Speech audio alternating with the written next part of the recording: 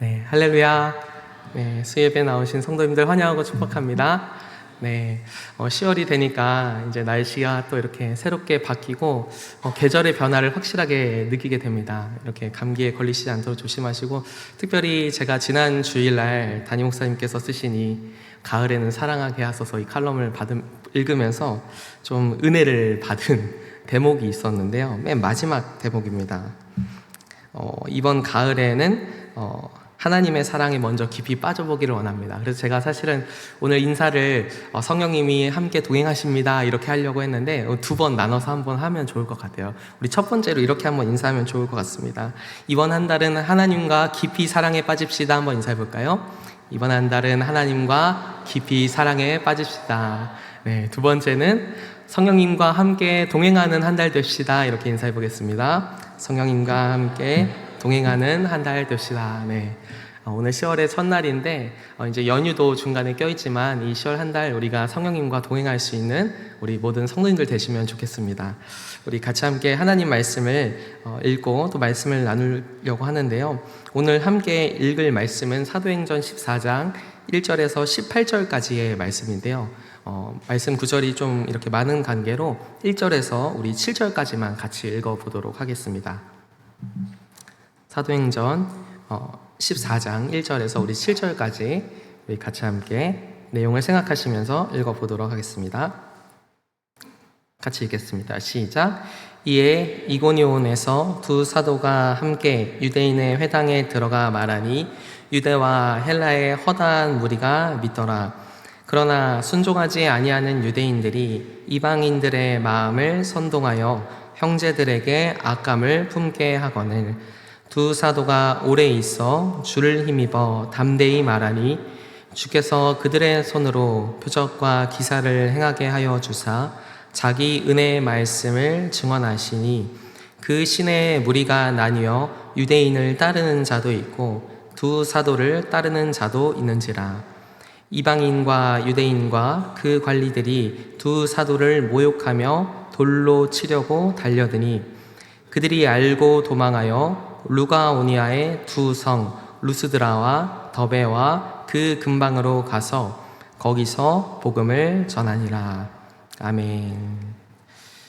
네, 이번 휴가 때 여름 휴가입니다. 한 달 전의 일인데요. 이번 여름 휴가 때 저희 가정은 저기 외국으로 비행기를 타고 여름 휴가를 다녀왔습니다.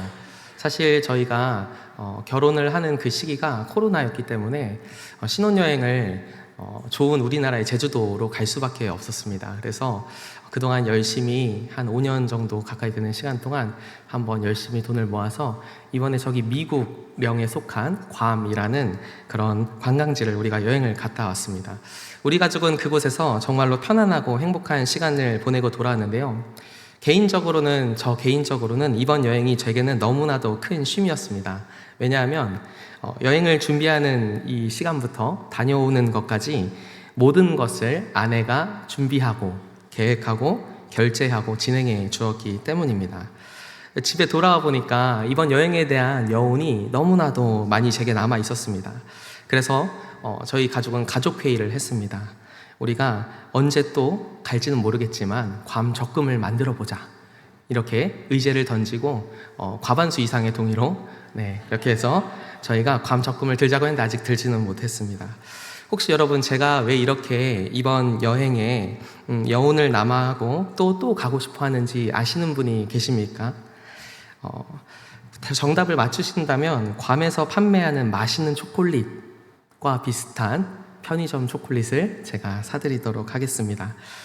제가 아무 계획도 하지 않고 아내가 잘 가이드해 주어서 물론 그것도 맞습니다만 제가 원하는 답은 아닙니다. 이번 여행이 제게 특별했던 이유는 단순히 여행에 함께 했던 사람들 덕분이었습니다. 저와 함께 여행에 갔던 사람들은 누구였을까요? 바로 제가 사랑하는 사람들, 제 가족이었습니다. 우리는 여행을 어디를 가는가도 정말로 중요하지만 그보다 더 중요한 것은 누구와 함께 가는가인 것 같습니다. 누구와 함께 가는가에 따라서 여행을 정의해 볼 수도 있겠죠. 가족과 함께 가는 가족 여행이 되고 또 혼자 여행을 떠나는 것은 솔로 여행이 될 것입니다. 우리 인생을 또 한편 신앙적인 관점에서 보자면 인생을 우리가 하나님과 함께하는 여행이라고도 부를 수 있을 것 같아요. 우리가 잘 즐겨 부르는 찬송가 중에 438장 내 영혼이 은총이 버라는 찬송가 잘 아시죠? 이 찬송가의 후렴 가사가 이렇습니다. 주 예수와 동행하니 그 어디나 하늘나라. 굉장히 은혜가 되는 찬송곡인 것 같습니다. 주 예수와 동행하니 그 어디나 하늘나라. 이 고백은 무엇일까요? 인생이라는 긴 여행을 나 혼자 살아가는 것이 아니라 주님이 함께 하신다라는 그런 확신의 고백이 이 가사에 담겨져 있기 때문입니다.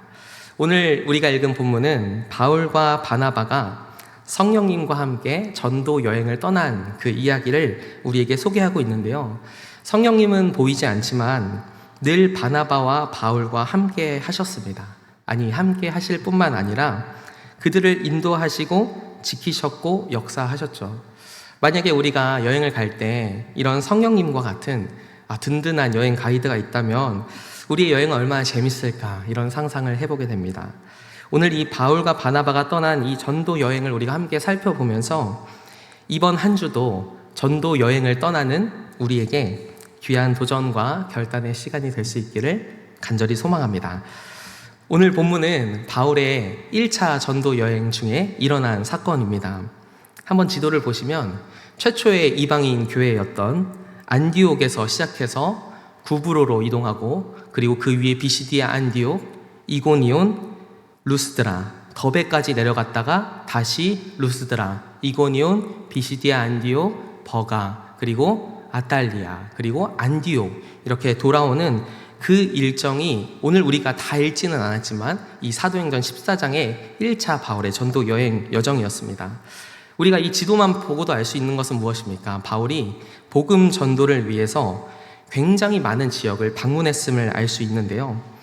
바울은 오늘 본문에서 이고니온의 회당에서 전도하고 또 루스드라와 더베라는 지역에서 전도를 하게 되는데, 특별히 루스드라라는 곳에 가서는 나면서부터 안진뱅이를 만나서 전도를 합니다. 오늘 이 본문을 통해서 우리가 전도 여행을 떠날 때 중요한 준비해야 할 것들, 특별히 우리의 마음가짐을 한번 좀 살펴보면 좋겠는데요. 특별히 이제 이번 연휴를 앞두고, 그리고 내일 전도를 앞두고 우리가 한번 어떤 마음으로 전도 여행을 떠나면 좋을까 한번 고민해보는 시간 되면 좋겠습니다. 우리가 어떤 마음으로 전도 여행을 떠나야 할까요? 같이 한번 첫 번째로 읽어볼까요? 시작. 사랑과 긍휼의 마음입니다. 1절을 같이 읽어보겠습니다. 이에 이고니온에서 두 사도가 함께 유대인의 회당에 들어가 말하니 유대와 헬라의 허다한 무리가 믿더라. 바울과 바나바가 이 이고니온이라는 지역으로 오게 된 건 자연스럽게 그들의 어떤 일정대로 움직인 것이 아닙니다. 그들은 이고니온으로 오기 전에 비시디아 안디옥이라는 도시에서 복음을 전했는데, 그곳에 사는 거의 대부분의 사람들이 복음을 듣고 믿고 기뻐하자 이를 본 유대인들이 그들의 전도를 시기하고 비방하고 또 사람들을 선동했습니다. 그 내용이 13장 50절 이하의 말씀인데요. 제가 한번 읽어드릴게요. 이에 유대인들이 경건한 귀부인들과 그 신의 유력자들을 선동하여 바울과 바나바를 박해하게 하여 그 지역에서 쫓아내니 두 사람이 그들을 향하여 발에 티끌을 떨어버리고 이고니온으로 가거늘. 한마디로 바울과 바나바는 지금 복음을 전하다가 쫓겨나서 이고니온이라는 곳으로 가게 된 것입니다. 그런데 이고니온으로 오게 된 이 전도팀은 이곳에서도 열심히 복음을 전했습니다. 여러분께 한번 질문을 드려볼게요. 복음을 전하는 것은 전도자를 위한 일일까요? 아니면 전도 대상자를 위한 일일까요? 네, 전도 대상자. 전도자를 위한 일이라고도 할 수 있겠지만, 전도 대상자, 당연히 전도 대상자를 위해서 복음을 전하는 수고를 우리가 하는 것이죠. 이 바울과 바나바가 아직 예수 그리스도를 믿지 않은 전도 대상자들을 위해서 이고니온에서 복음을 전하는데, 이 두 사람이 전도를 시작한 장소가 오늘 본문에 보면 1절에 유대인의 회당이라고 말하고 있습니다. 여러분, 우리가 읽진 않았지만 비시디아 안디옥에서 이 바울과 바나바 전도팀이 가장 먼저 복음을 전했던 장소가 어딘지 아십니까? 바로 이 유대인의 회당이었습니다. 그렇다면 왜 바울은 매번 이렇게 유대인의 회당에서 먼저 복음을 전했을까? 우리는 질문을 할 수 있습니다. 그 이유는 하나님의 이 구원 계획이 아브라함의 후손인 유대인들에게 약속되었기 때문에 그 질서를 따라서 바울은 유대인에게 먼저 복음을 전하고자 했던 것이죠. 그러나 우리가 잘 아는 것처럼 정작 예수님을 믿고 하나님의 아들로 고백하고 전해야 할 그 유대인들은 정작 그들을 바울과 바나바를 거부하고 복음도 거부했습니다. 그럼에도 불구하고 오늘 이 전도팀은 또 이고니온으로 가서 그 또 자신들이 거부당했던 그 장소 유대인의 회당에 들어가게 됩니다. 이들이 복음을 전한 결과가 1절 하반절에 나오는데요. 유대인과 헬라인들의 허다한 무리가 믿게 됐는데 오늘 모든 이들이 믿는 것은 아니었습니다. 2절을 보니까 그러나 순종하지 아니하는 유대인들이 이방인들의 마음을 선동하여 형제들에게 악감을 품게 했다라고 말합니다. 여기서 순종하지 않았다라는 이 단어는 단순히 행동의 불순종을 말하는 것이 아니라 믿음을 거부하는 그런 태도를 강조하는 말인데요. 믿음을 거부한 유대인들이 함께 있던 이 이방인들의 마음, 그들조차 선동해서 복음을 믿지 못하게 한 것이죠. 우리가 복음을 전하는 곳에는 항상 이런 사단의 방해가 존재합니다. 그러나 사단은 절대로 하나님을 이길 수 없습니다. 유대인들의 방해와 선동에도 이 바울 전도팀은 흔들리지 않아요. 오히려 더 담대해집니다. 우리 3절을 같이 한번 읽어볼까요? 시작. 두 사도가 오래 있어 주를 힘입어 담대히 말하니 주께서 그들의 손으로 표적과 기사를 행하게 하여 주사 자기 은혜의 말씀을 증언하시니. 바울과 바나바가 유대인들의 방해에 대해서 어떻게 대응했다고 나와 있죠? 똑같은 방법으로 그들을 회방하거나 선동하지 않습니다. 왜냐하면 그것은 사람을 살리는 일이 아니라 죽이는 일이었기 때문입니다. 그들이 이고니온에서 복음을 전하는 목적이 무엇일까요? 복음을 통해서 그곳에 있는 영혼들이 구원받고 생명의 삶을 사는 것이었어요.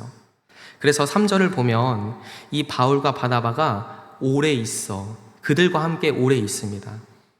그들은 누구시죠? 바로 자신들을 대적하고 핍박하고 사람들을 선동해서 전도를 방해했던 자들과 함께 오랫동안 있는 것이죠. 한번 여러분 상상해 보시겠어요? 나를 괴롭히는 사람, 나를 괴롭게 하는 사람과 한 공간에 오랫동안 있는다고 그렇게 머물러 있는 일이 쉬울까요? 결코 그렇지 않습니다. 그러나 바울과 바나바에게는 자신의 눈앞에 있는 이 사람들이 괴물로 보이지 않았습니다. 오히려 구원받아야 할 죄인, 불쌍한 국률한 마음으로 바라봐야 할 영혼으로 보였을 뿐이죠. 전도여행을 떠나는 우리의 마음가짐은 이와 같아야 합니다. 영혼을 위하는 사랑과 국률의 마음 말입니다. 이런 마음은 우리가 스스로 다질 수 있는 마음이 아니고 성령님이 전도하시고자 결단한 사람의 마음 속에 부어주시는 그런 하나님 아버지의 마음입니다. 이런 사랑과 긍휼의 마음이 있을 때 우리는 더욱더 전도에 집중할 수 있게 되는데요. 우리 이번에 4절과 5절을 같이 보겠습니다. 제가 읽어드릴게요. 그 시내에 무리가 나뉘어 유대인을 따르는 자도 있고 두 사도를 따르는 자도 있는지라. 이방인과 유대인과 그 관리들이 두 사도를 모욕하며 돌로 치려고 달려드니. 주님의 마음으로 끊임없이 복음을 전했는데 이제는 어떻게 됐냐면 복음을 믿는 사람들의 수가 이 복음을 대적하는 무리의 수와 거의 비슷해진 거죠. 그런데 자신의 불리함을 느낀 많은 믿지 않는 사람들은 이제 어떻게 하냐면 무력을 사용하기 시작합니다. 돌을 들어서 돌을 던져서 그들을 치려고 했던 것이죠. 여러분이 만약 바울과 바나바라고 한다면 여러분들은 이 사람들의 이러한 모습에 나를 향해 돌을 던지는 사람들의 그 모습에 어떻게 반응하시겠습니까? 이제 우리를 따르는 사람들도 많아졌으니까 정당성이 부여됐으니까 한번 무력으로 싸워보는 게 나을까요? 바울과 바나바가 어떤 선택을 했는지 우리 같이 한번 6절 7절을 읽어보겠습니다. 시작. 그들이 알고 도망하여 루가오니아의 두 성 루스드라와 더베와 그 근방으로 가서 거기서 복음을 전하니라. 아멘. 그들은 자신을 돌로 치려는 자들의 계획을 알고 맞서서 대적한 것이 아니라 조용히 다른 지역인 루스드라와 더베 근방으로 도망을 갔습니다. 이들의 도망은 살기 위한 도망이 아니라 영혼을 살리기 위한 도망이었던 것이죠. 사랑하는 성도 여러분, 이 모습이 성령님과 함께 세상을 살아가는 전도 여행자의 마음가짐임을 우리는 반드시 기억해야 합니다. 바울과 바나바는 자신을 비방하고 사람들을 선동해서 쫓아냈던 그 회당을 또다시 찾아갔습니다. 왜 그랬을까요? 영혼을 사랑했기 때문에. 복음을 믿고 믿는 자의 무리수가 많아지자 자신을 핍박하고 돌을 든 자에게 맞서지 않고 그 자리를 도리어 피합니다. 왜 그랬을까요? 영혼을 긍휼히 여겼기 때문입니다. 만약 우리의 마음이 지금 영혼을 사랑하며 긍휼히 여기는 마음이 없다면 여러분, 오늘 이 밤에 그것을 위해서 우리가 함께 기도하면 좋겠습니다. 사랑하면 그 어떤 것도 문제가 되지 않습니다. 나를 핍박해도, 내게 돌을 던지려 해도 그 영혼을 향한 아버지의 사랑과 긍휼의 마음이 내게 있다면 말입니다. 이번 한 주 우리는 또다시 세상으로 전도 여행을 떠나게 될 것입니다. 여행을 떠나기 앞서 우리의 마음을 다시금 결단합시다. 아버지의 마음으로 사랑하기를 결단합시다. 분열과 분노가 끊이지 않는 이 세상 속에서 우리를 향해 부어주신 그 한없는 사랑으로 복음을 전하는 저와 여러분의 삶이 될 수 있기를 간절히 소망합니다. 다음으로 우리는 어떤 마음으로 전도여행을 떠나야 할까요? 두 번째 같이 한번 읽어보겠습니다. 시작. 기대하는 마음. 하나님이 우리의 인생을 모든 것을 주관하시고 섭리하신다고 할 때에는 우리는 인생에서 과연 의미 없는 만남이 있을까요? 그렇지 않습니다. 그 무엇도 의미 없는 만남은 없는 것입니다. 특별히 전도 여행을 떠났을 때는 더더욱 그렇습니다. 바울과 바나바가 이고니온을 떠나 루스드라에 도착을 하게 되고 거기서 한 사람을 만나게 되는데 제가 8절을 읽어드리겠습니다. 루스드라에 발을 쓰지 못하는 한 사람이 앉아 있는데 나면서 걷지 못하게 되어 걸어본 적이 없는 자라. 비시디아 안디옥에서도 이고니온에서도 바울과 바나바는 그들의 계획대로 움직이지 않고 어쩔 수 없이 복음을 위해서 전하기 위해서 쫓겨남을 당해서 움직였습니다. 여행을 다니면 우리 안에 자연스러운 기대감이 생겨납니다. 특별히 우리가 여행을 가면 여행 일정 중에 어디를 갈지, 또 무엇을 먹을지, 누구를 만날지, 우리는 여행 가운데 이런 것들이 더욱더 기대가 되는데요. 바울과 바나바의 전도 여행은요, 그들이 계획한 대로 움직이기보단 정말로 성령님의 인도하심과 보호하심 속에 모든 일정을 소화합니다. 성령님의 인도하심 속에 그들은 루스드라라는 이 지역에서 안진뱅이 한 사람을 만나게 됩니다. 이 사람은 태어나면서부터도 걷지 못한 선천적인 장애가 있는 사람이었습니다. 이 안진뱅이는 비록 걷지 못하는 사람이었지만 이 안진뱅이는요, 누구보다 믿음의 길을 잘 걸을 수 있을 만한 사람이었습니다.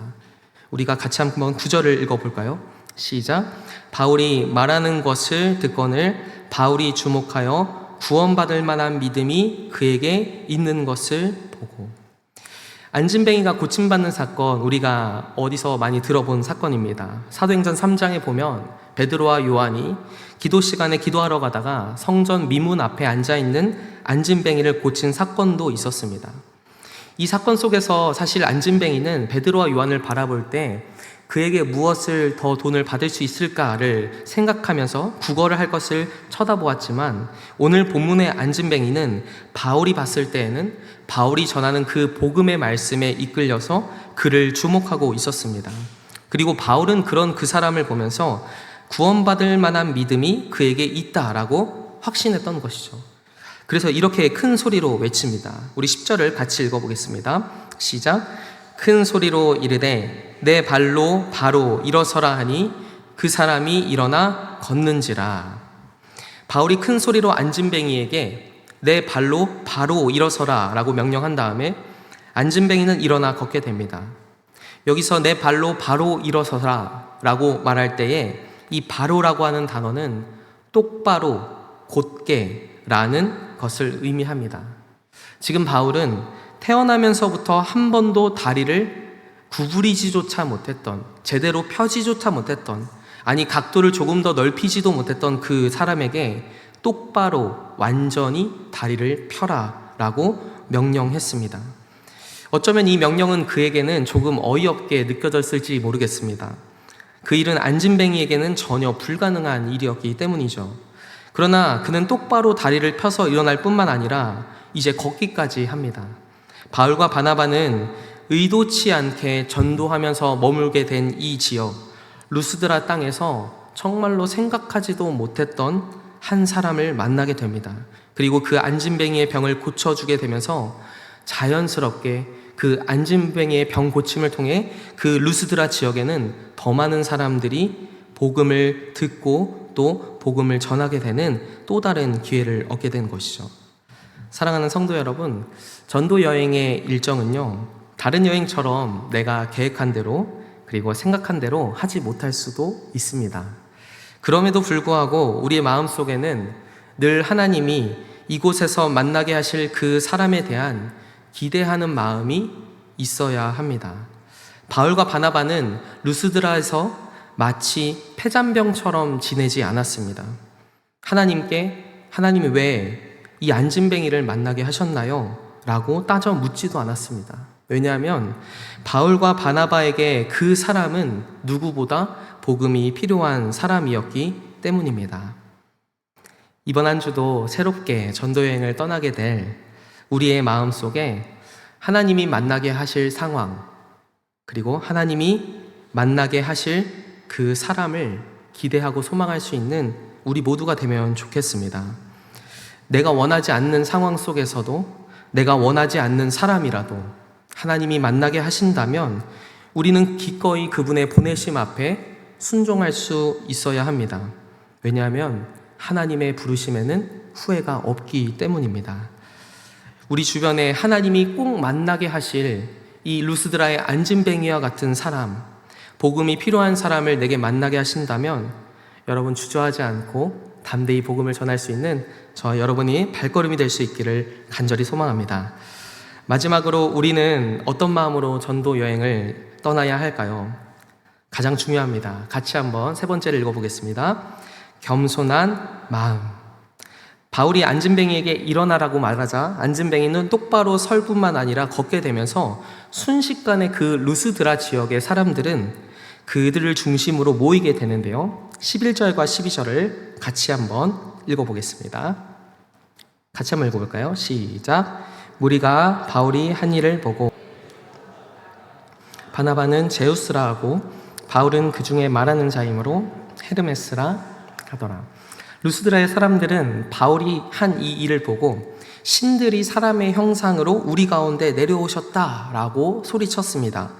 그리고 바울을 그리스의 헤르메스 신으로 그리고 바나바를 제우스 신으로 부르기 시작했는데요. 심지어 13절을 보면 이 사람들이 바울과 바나바를 신으로 여겨서 이들에게 제사하려고 했던 것을 우리는 알 수 있습니다.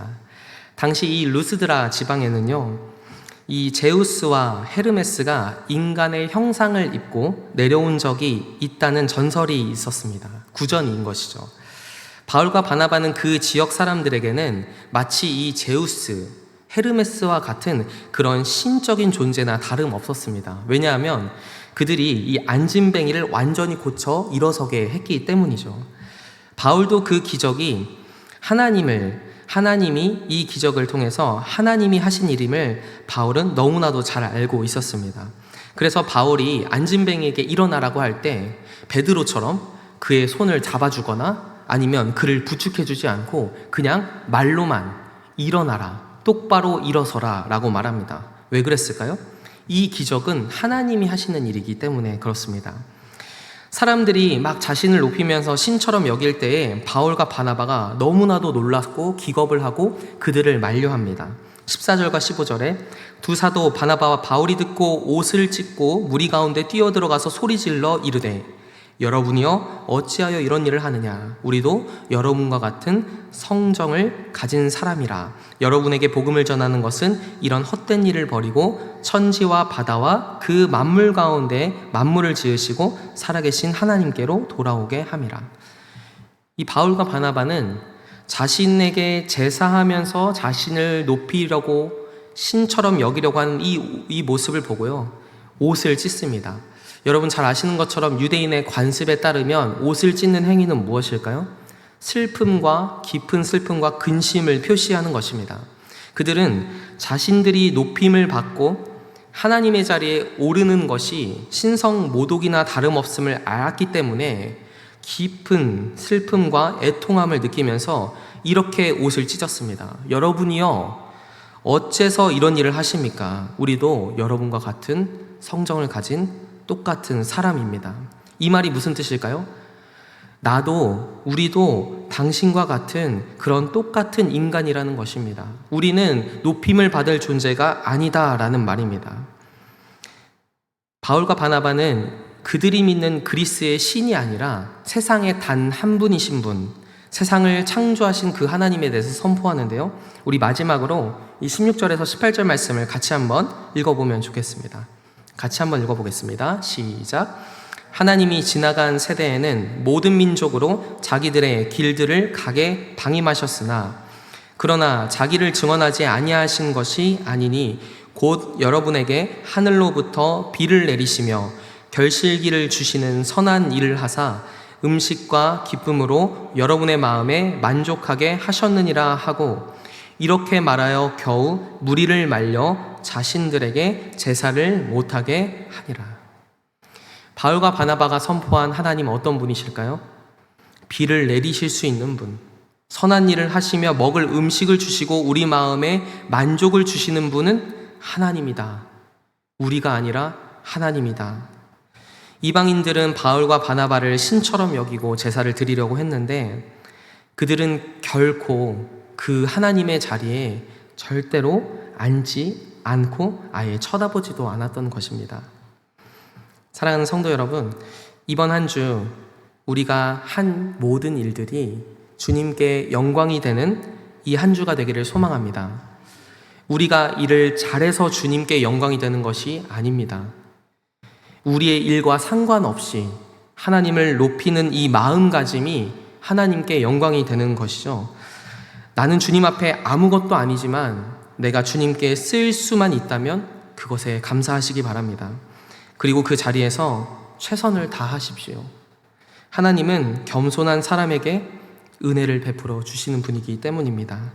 하나님만 높이고 의지하는 이 겸손함으로 이번 전도 여행 가운데 주님께 영광 돌릴 수 있는 우리 모든 성도님들 될 수 있기를 간절히 소망합니다.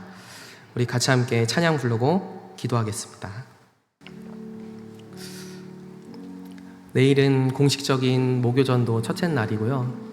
그리고 금요일부터는 이제 연휴가 시작됩니다.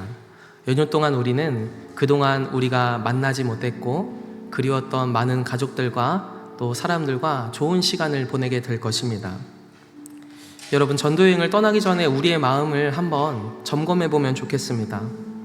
과연 내 마음속에는 영혼을 사랑하고 긍휼히 여기는 마음이 있는가? 과연 내 마음속에는 하나님이 만나게 하실 상황과 사람에 대한 기대감이 있는가? 과연 내 마음속에는 내 인생을 통해 하나님만 높이는 겸손한 마음이 있는가? 이것을 우리가 한번 점검하고 또 그것이 없다면 한번 결단하고 돌아갔으면 좋겠습니다. 우리 먼저 찬양 부르기 전에 같이 기도의 제목들을 나누고 같이 찬양 부를 건데요.